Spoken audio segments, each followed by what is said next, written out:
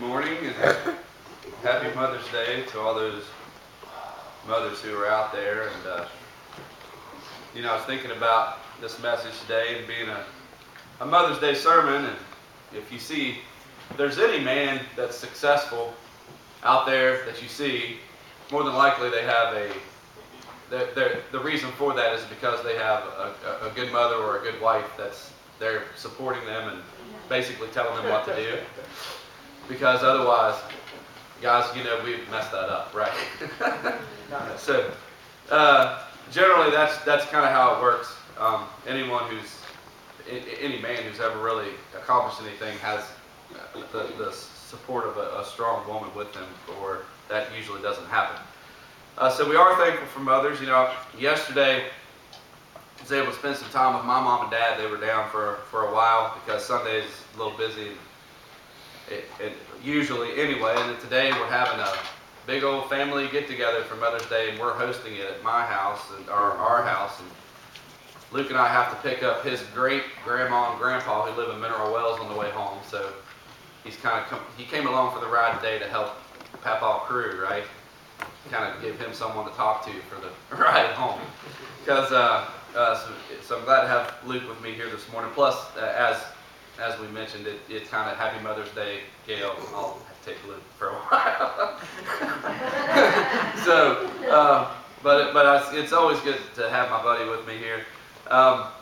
So we are in Proverbs this morning, Proverbs chapter 31. Now this is a pretty well-known scripture when it comes to ladies, and there's actually a Proverbs 31 ministries out there for women who that's named after this chapter in Proverbs, and it just kind of goes along with talking about a godly woman and those kind of things, and we don't have the time to go over every bit of it, so I kind of honed it down to about 4 or 5 verses here that we're going to take a look at this morning. So it's Proverbs 31, and we'll start with verse 26, and it says this, and again it's talking about a godly woman in this chapter.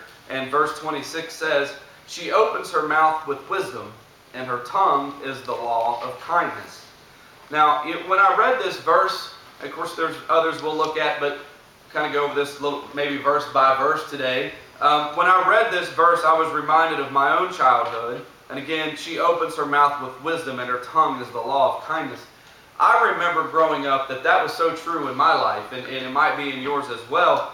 My dad was pretty hard on me. Didn't leave any scars, but he would definitely, he didn't pull any punches. I remember I've already told Luke this in his life, and my dad told me this a bunch growing up. Well, if you're going to be dumb, you got to be tough. I'd hurt myself, do something dumb, and Dad'd be like, "Yeah, well, if you're going to be dumb, you got to be tough, son. That wasn't very smart." My dad would say that. And those kind of things, and I might be feeling bad or something, but then here comes Mom swooping in, the sweet, pick me up, it's okay, we love you, all that stuff. And I think I really started to believe in my own self as a kid. When I was little, I started believing in myself because my mom made it clear that she believed in me. Dad would come in and kind of, break me up into pieces. And then Mom would come in behind and kind of glue them all back together. That's kind of how it worked, growing up. And so when I read this verse, that's definitely what I thought of when it says that her mouth is full of wisdom and her tongue is the law of kindness. That's kind of how it was with me and my own mother, and maybe some of you can relate. But a lot of times, we as men, we kind of are focused on one thing. That's how we operate as men. We dial in on one thing. So if it's the ball game and you're talking, we're one thing. Okay, that's how we work. All right. But women folk, they have the gift of multitasking. They can do 2 or 3 or 4 or 5 things and just do them all and do them well. Guys, again, we're not like that. So a lot of times that means that the mom of the home is kind of the voice of reason sometimes, because I can get frustrated with the kids and I'll get dialed in on that and I'll start harping blah, blah, blah, blah, blah on the kids about whatever, like food strung from one corner of the earth to the other when Luke eats something, or whatever, and I'll be on and blah, blah, blah. And then Gail's kind of the voice of reason. She's like the wisdom, where I'm just kind of like the harsh punishing thing. She's kind of sweeping in, kind of like my mom did, and she's bringing the wisdom. So maybe you can relate to that, but I do believe that a godly mother, a good mother, again, she opens her mouth with wisdom and her tongue is the law of kindness. Verse 27 says, she watches over the ways of her household and does not eat the bread of idleness. Now, she watches over the ways of her household. There have been a few times when Gail has been out of town and had to go out, to go stay other places. Not often, but a few times. And Luke and I, boys' night, right? Play video games. That's right, we do it, man. I mean, it's boys' night, 2 or 3 night, whatever it is, and we're playing video games, we're eating whatever we want, we're leaving the plates sitting in the, it's just, but when it's time for mommy to come home, there's work to be done, because it's a mess. It's awful, It's just, because Gail is that driving force that kind of keeps the daily operations of stuff going in our house, where, we just kind of fall in line and walk the line because we don't want to leave a mess for mommy, right? So when mommy's, again, has been away a few times, it's after a day or two, it gets a little rough, all right? Maybe you guys can relate to that. But think about it when it says that she watches over the ways of her household. I believe a godly mother is someone who does just that. Who not just the messes of normal life, but also the spiritual messes that sometimes we find ourselves getting into. The mom, for whatever reason, again, at least it was this with me. If I was having trouble, or if there was something going on in my own life growing up as a kid, I didn't have to tell my mom. She just knew. She just knew. I come through the door. What's wrong? Nothing. Boy, what's wrong? You're not taking nothing for it. She knew. And she would keep on me and on me until she figured out what it was. Dad, what's wrong? Nothing. All right, well then, straighten up. That was the difference. So that godly mother, that's able to really to see, inside and know that there's something that's going on there. So that's kind of how I believe a godly mom kind of watches over the ways of her household, because it's not just the messes. It's that spiritual, well-being that the moms there's just something about a mom that they are in touch and in tune with that. And knows when something's not quite right within the house, spiritually speaking, and they're there to help and consult and direct. There's been many times, and I think I've shared this with you guys before, it's not to say that my mom wasn't a disciplinarian. She did use the phrase many times, though, just wait till your dad gets home. She used that before many times.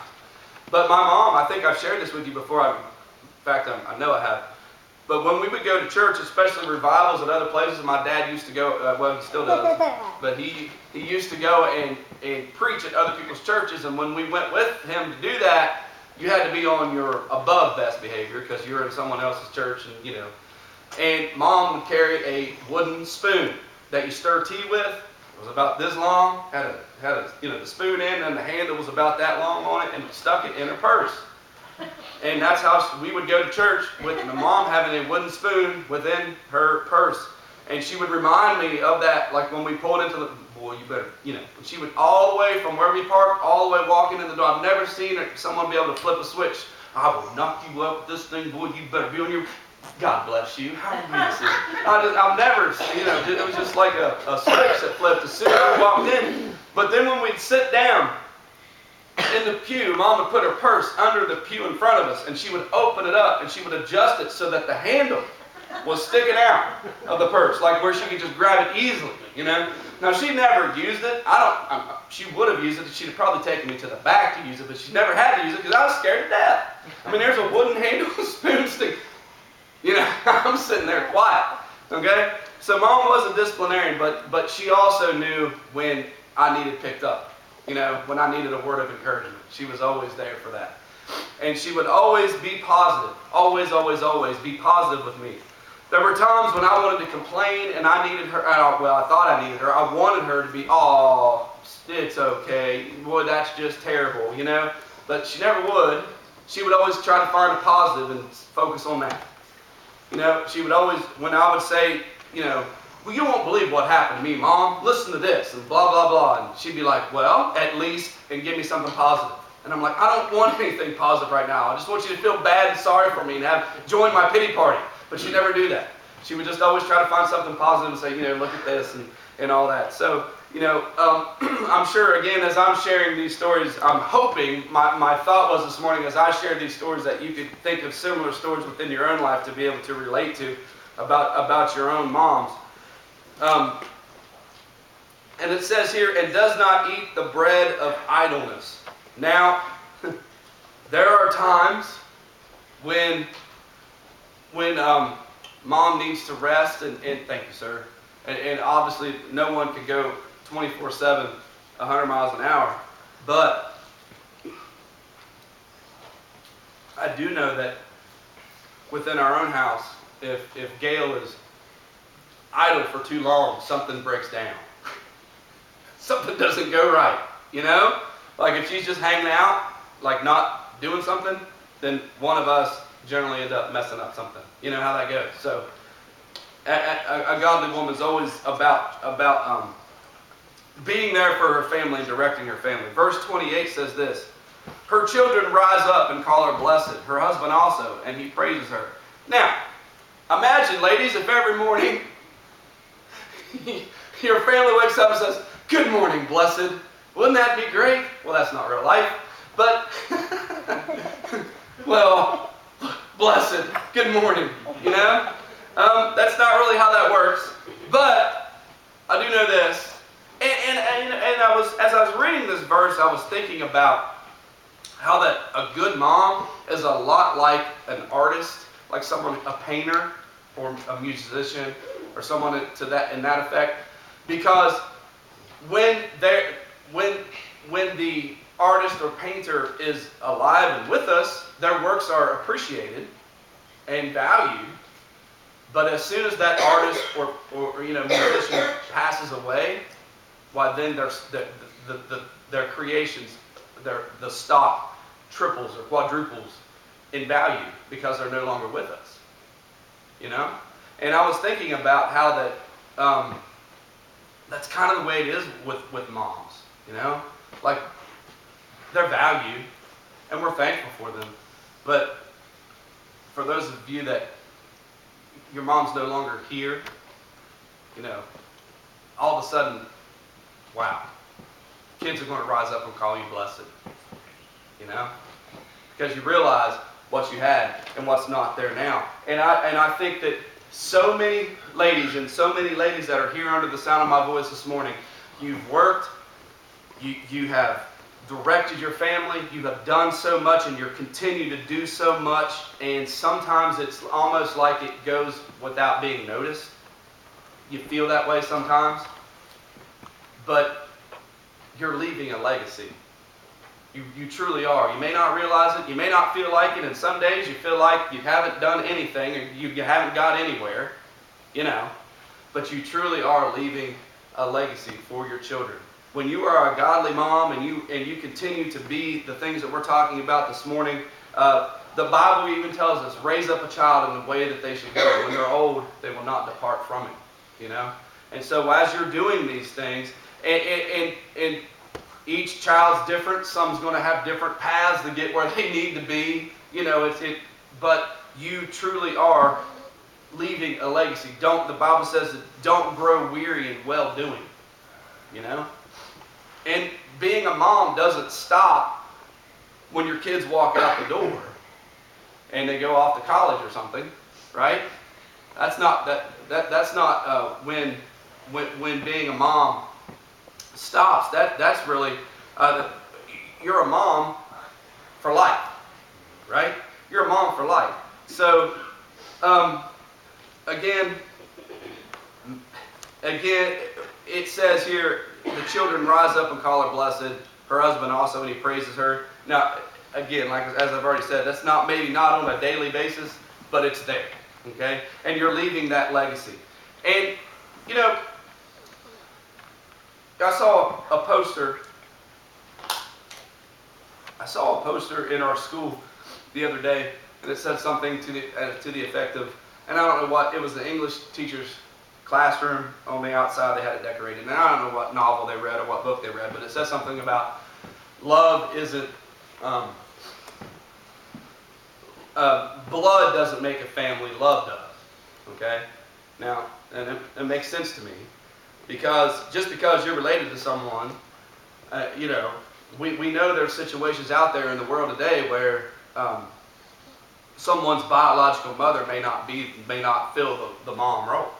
You don't have to be the biological mom to be the mother of someone, you know, to mother someone, to nurture someone, and to love someone, and to raise someone. And that's, you know, those of us who are in those situations, I believe that God just holds a special blessing for those, you know, who look beyond any kind of, it's not just about being a relative, it's just love, you know, and God is love, the Bible tells us. That's who God is.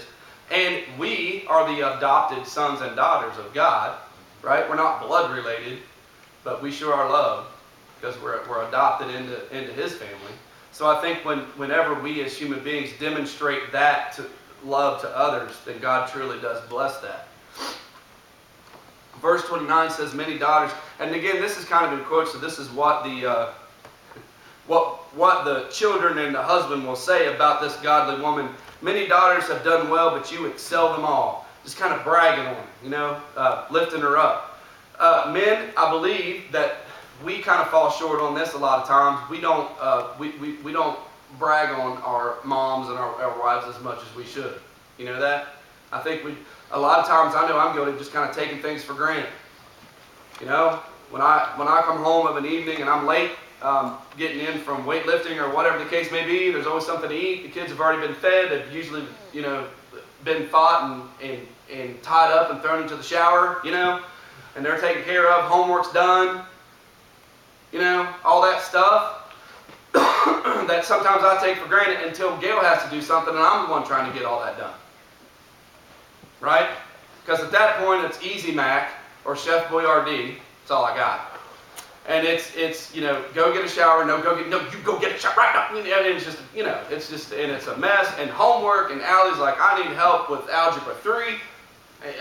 No, Allie, let's look at a book, you know, and Gail has a math background, so she can do that stuff. I haven't used it since I stepped out of high school. You know, I avoided math in college for a reason. All right, so I'm sitting there trying to get all this stuff done and figure it out and do this and do that.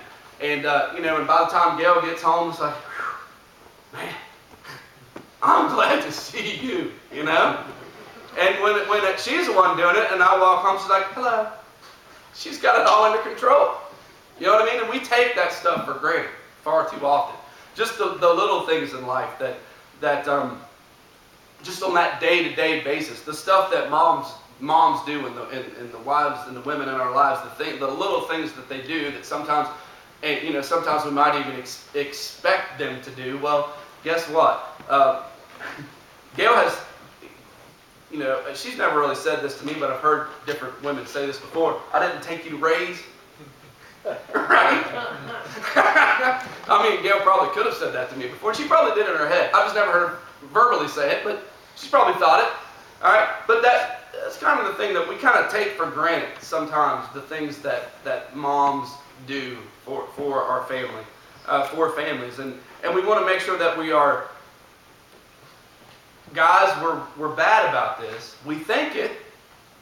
And I've thought in my head many times, you know, I really appreciate you doing it. I thought it, but I never really, sometimes I don't actually verbalize it and say it, you know, because that's like feelings and stuff. And guys, we just don't do that, right? I mean, we don't really, you know, express feelings too often at all, right? You know, we're just kind of, how's your day?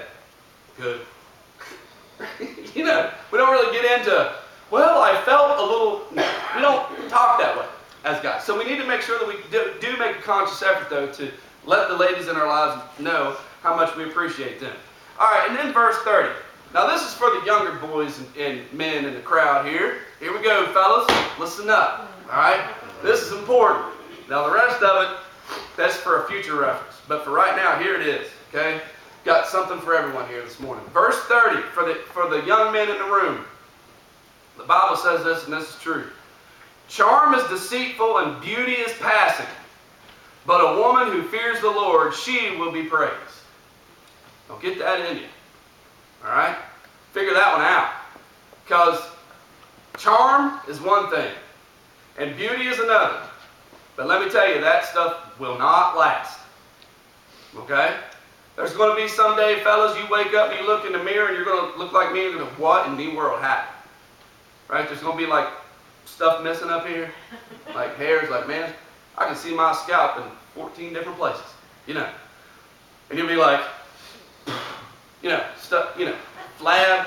Eyebrows are starting to like grow straight north. I don't understand. There's this thing called gravity in the world, right? And you would think after living on the earth for 40-some years that everything would start going down. Well, not eyebrows for old men. They start pointing straight in the air and growing straight up. And if I don't cut them every once in a while, I'd have like I don't know what I'd have. It'll be over top of my head. You know? Watch for the hair in the ear. Yeah, the hair could start coming out. My wife will take tweezers and start pulling stuff out of my nose and stuff, you know? It's like I never had to deal with that before. Now I do. I mean, I don't know what's going on. Okay? Falling apart. Well, guys, you will too someday, even though right now you're not. But here's the bottom line is, though, so will your significant other. Okay? As good as she looks right now, guys, someday, it's not going to last. Okay? So you need to look beyond the charm and the beauty and find out what's inside. Because that's what matters. That is truly what matters. Okay? Now, hey, my wife's pretty. Alright? She is. But she's also pretty on the inside. And that's what's going to matter in the long run. Alright? That's what's going to matter in the long run. So, yeah, look, we're all guys, right? The outside's important, I get it, okay? But it's not as important as what's on the inside. So young men, when you're looking for someone to talk to, whatever y'all say these days, date, talk to, you know, whatever, you need to make sure that you are not just paying attention to how she looks, but pay attention to who she is. Yes. Open the package. Take a look at what's inside. Okay? Take a look at what's inside. Because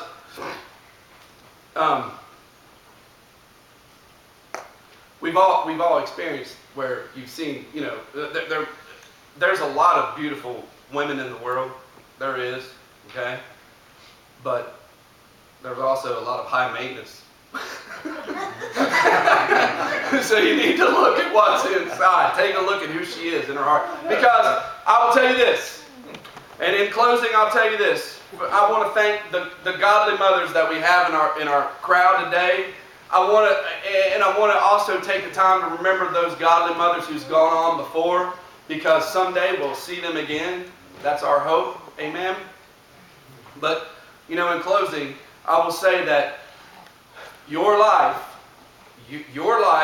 whether you're a son or a daughter, your life will be hundreds times more blessed if you have a godly mother in it. If you have a godly mother in your life, or if, like I was talking to these young guys, you know, you may or may not, but if you marry that godly woman who becomes the godly mother of your family, the blessings are there to be had. Blessings are there to be had, okay, for those people, all right, as opposed to someone who's not. Because, guys, we could say, and again, I said in closing, and I promise I'm stopping, but there's been powerful men in the world, but look at the Bible. It's just chock full of women who are deceitful and use their beauty to bring them down. Okay? Samson, right? I mean, Yeah. There's a Christian comedian Luke and I like to listen to, and he sings a song about that. It's like from the plane. Hey there, Delilah. You know? But he talks about Samson and Delilah. It's pretty funny. But there's just, the Bible's chock full of them. So you better find a good one, because believe it or not, we can talk about it all we want to, men, but the women's going to run the show. We can talk about how I'm the man of the house. Yeah, you're supposed to be the spiritual leader. Yeah, you are. But you're only going to lead. And if no one's following, you're just taking a walk. You know?